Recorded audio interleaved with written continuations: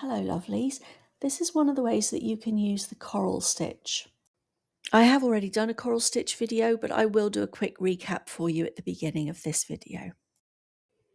We're going to start by bringing our needle up through our fabric and we're going to do a straight stitch. Don't bring your needle all the way through, we need to keep a loop.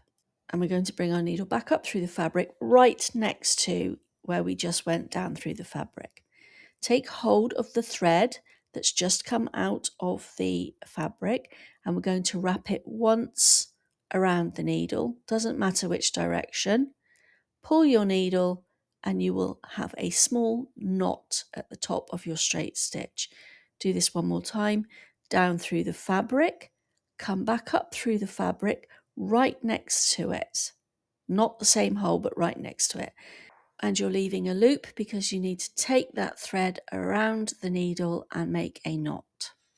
So I'm going to speed it up all the way to the end, and then I'm going to change colours. Both of these colours have been done in 6 strands with a much larger needle than I would normally use, and this is for demonstration purposes only. You can use as many or as few as you like.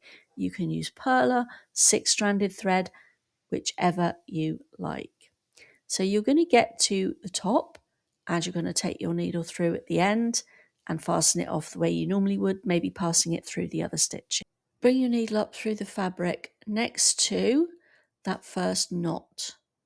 Take your needle and thread across, and using the eye we're going to thread it under the straight stitch above, and then we're going to thread it under the straight stitch below.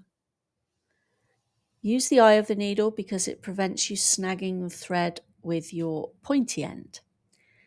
But we're going to keep doing this, and we're going to do maybe 3 rounds. We're not going back down through the fabric. You can use the needle to spread those out a little if you want. We're going to go around that first knot, but underneath the straight stitches. I think I did 3, maybe 4 for this. So you're just going to keep on threading this through until you've made like a little rose shape. It's really easy to change to the next one. You can use the needle here, use the eye of the needle to sort of separate those threads a little and to spread it out. There is a really annoying bit of fluff on there. I should have seen it while I was filming, but I didn't.